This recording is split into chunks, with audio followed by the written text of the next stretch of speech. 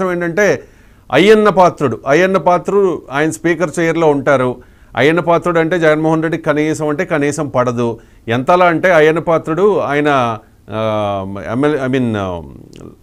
ప్రతిపక్షంలో ఉండగా చంద్రబాబు నాయుడు గారు పక్కనే పెట్టుకుని ఇది చెత్త ప్రభుత్వము చెత్తనా సీఎం అని చెప్పి ఒక సందర్భంలో ఆయన కామెంట్ చేశారు. కోడెల సంస్మరణ సభ అనుకుంటా, సబ్జెక్ట్ టు కరెక్షన్. సో అస్సలు పడదు అయ్యన్న పాత్రుడు అంటే. సో ఇవన్నీ కూడా మనం ఫేస్ చేయలేక ఎందుకు అని చెప్పేసి ఏదో ఒక వంక పెట్టుకుని అసెంబ్లీకి డొమ్మా కొట్టే ప్లాన్ ఏదైనా జగన్మోహన్ రెడ్డి చేస్తూ ఉన్నట్ట.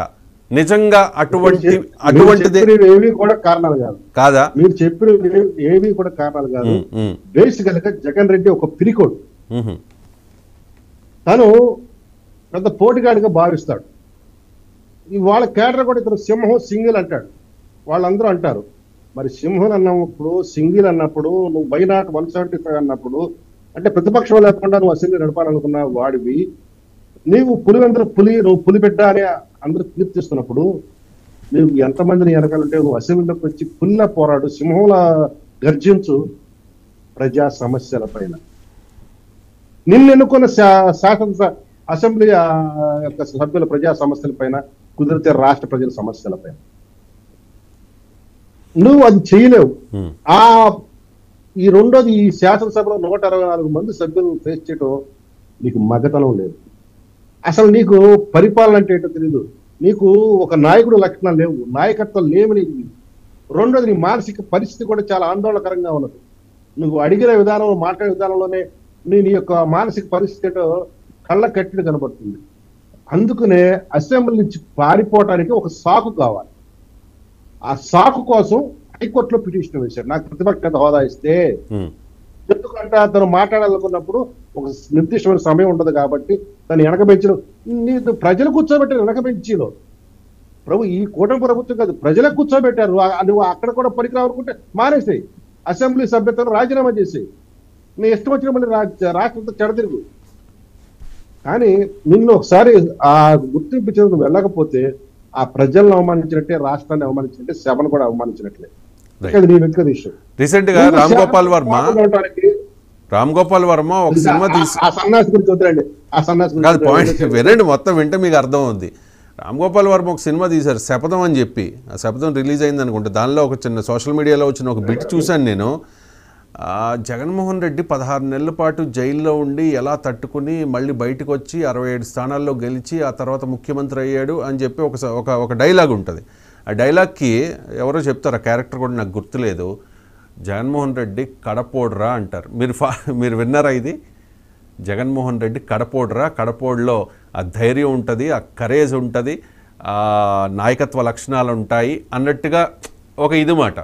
కానీ అది రియల్ విషయానికి వస్తే ఇప్పుడు పరిస్థితి ఏ రకంగా ఉంది అంటే, ఆయన అసెంబ్లీకి కూడా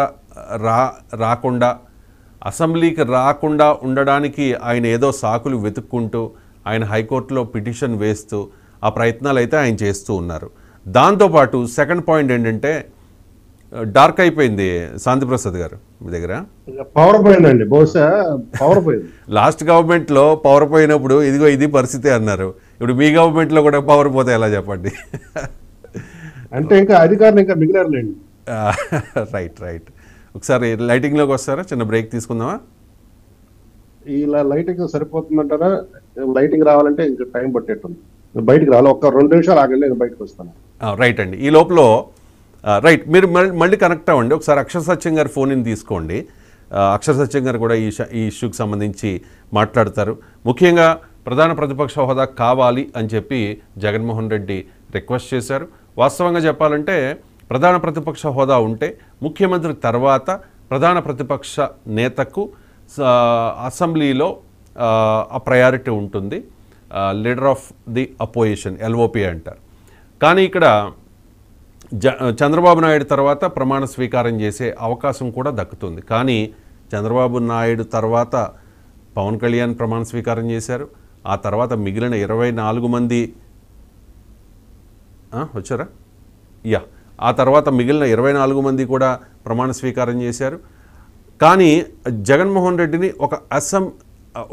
ఒక ఎమ్మెల్యేగా మాత్రం కన్సిడర్ చేస్తే కనుక ఆల్ఫాబెటికల్ ఆర్డర్లో జగన్మోహన్ రెడ్డి కాబట్టి జే అంటే నాకు తెలిసి కరెక్ట్గా లెక్కేసుకుంటే ఒక 50-60 మంది తర్వాత ఆయనకు అవకాశం వస్తుంది. కానీ ముఖ్యమంత్రి తర్వాత, ఉప ముఖ్యమంత్రి తర్వాత, క్యాబినెట్లో ఉన్న మంత్రులందరి తర్వాత జగన్మోహన్ రెడ్డికి అవకాశం ఇచ్చారు. మేము చాలా అద్భుతమైన అవకాశం ఇచ్చేసాం, మేము చాలా గౌరవంగా చూసుకున్నాం జగన్మోహన్ రెడ్డిని అని చెప్పి కూటమి నేతలు పదే పదే చెప్పుకున్నారు. కానీ ఇది చాలా అవమానం అని చెప్పి జగన్మోహన్ రెడ్డి అప్పుడే అపోజ్ చేసిన పరిస్థితి.